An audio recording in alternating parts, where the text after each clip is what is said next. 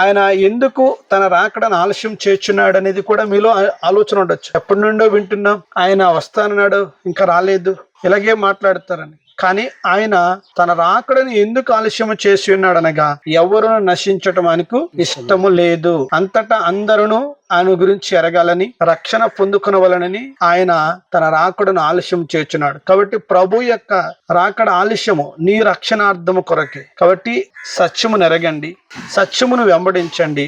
యేసుక్రీస్తు వారు మార్గము, సత్యము, జీవనై ఉన్నారు. ఆయన ద్వారా మనం పరలోక రాజ్యాన్ని చేరుకొనగలం. దేవుడు మిమ్ములను మీ కుటుంబములను దీవించునుగాక. ఆమేన్.